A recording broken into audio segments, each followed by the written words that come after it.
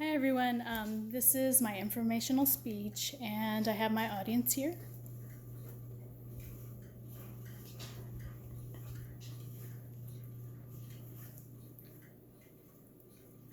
And I'm going to hand over the camera. Hi everyone.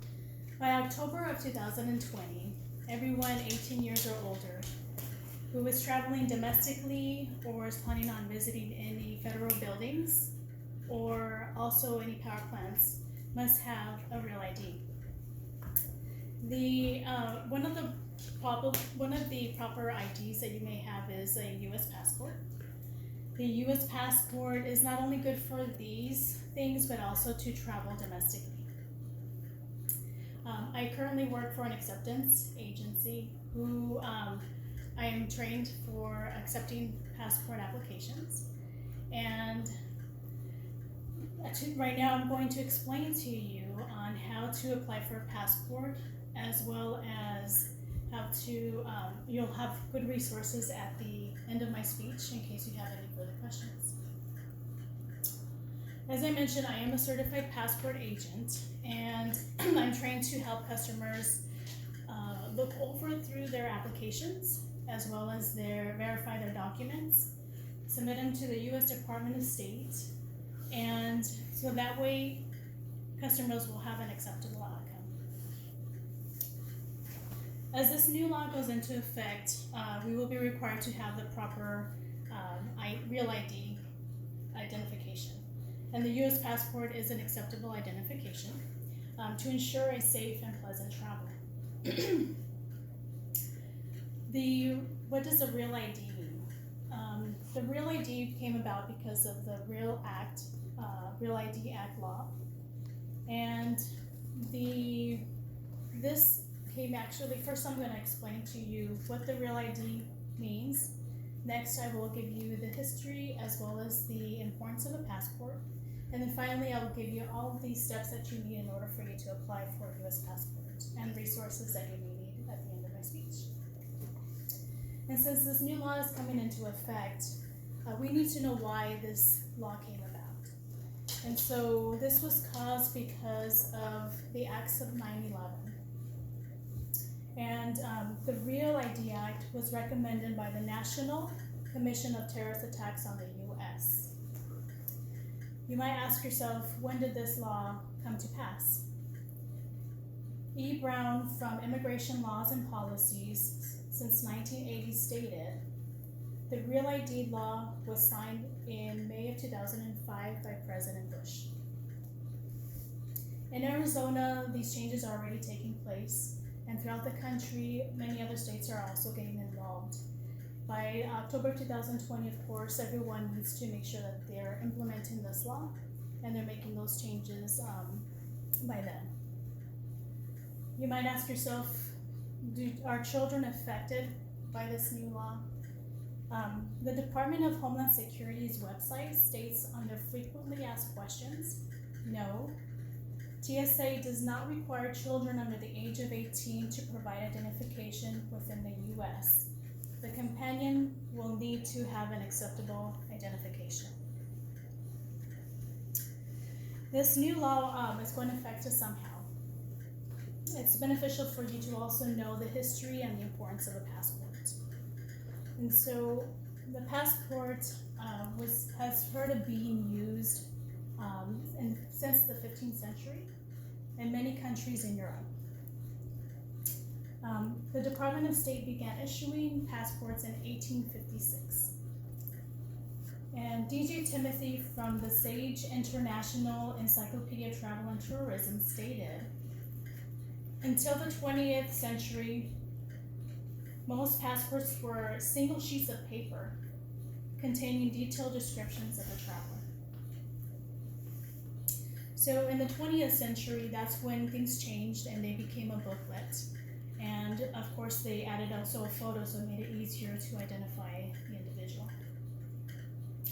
What is the importance of a passport? Well, the passport actually is your proof of identification. It gives you your name as well as your nationality, where you were born, And so all of this helps the government official to identify you more easily. And while you're traveling, it makes it easier for you to also move through the lines more quickly, with more ease, and it makes your traveling a lot more pleasant. Now that you know a little bit about the history and the importance of a passport, in this next segment, I'm going to go ahead and explain to you how to apply for a passport. The first step to do is to apply, go online. The website is www.travel.state.gov so that you can see where your nearest acceptance agency is at. Once you have that, then you want to make sure that you bring in the proper documents into the acceptance agency.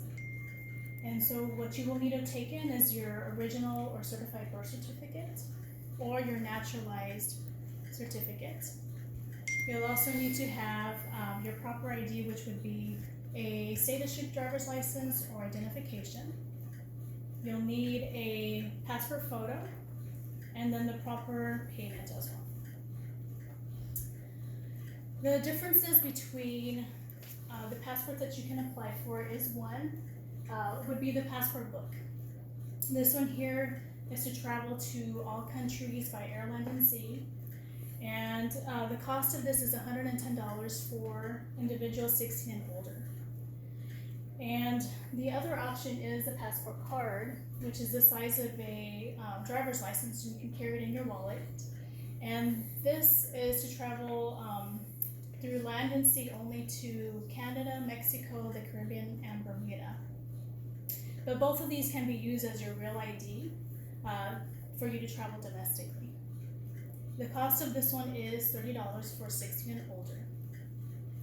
And it's good for 10 years for those who are 16 and older.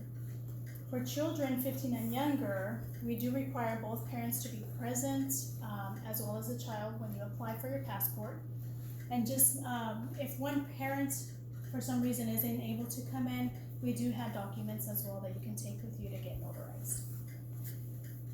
And for children, the book is actually, and card are good for 5 years only. The passport book is $80 and the passport card is $15 for children. You can also apply for both at the same time. Adults for both is $140, and for children 15 and younger is $95. So the routine process takes about 6 to 8 weeks for you to receive it.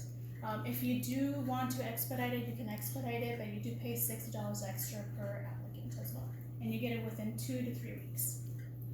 There are certain circumstances where you have to actually, if you have an emergency or if you have to apply within 2 weeks or less, and for that, we recommend for you to go to the Western Passport Service in Tucson.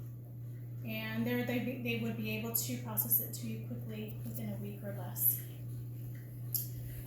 So the information and resources that I would like to give to you is their phone number for the Department of State in case you have any further questions. And their number is 1-877-487-2778. And their website again is www.travel.state.gov. And so now that I have explained to you a little bit about the passport on how to apply for it, you can see that it isn't as difficult to apply for one. It will be one of the most important identifications that you will need in your life. And the Real ID Act will be implemented soon. So now you know the reason why this Real ID Act came into place, as well as the history, the importance of a passport, and how to apply for one. We are aware that the government officials will have more stringent use for you to provide it as identification and while you're traveling.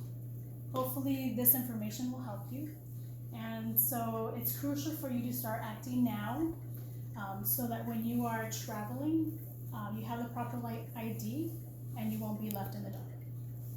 Thank you.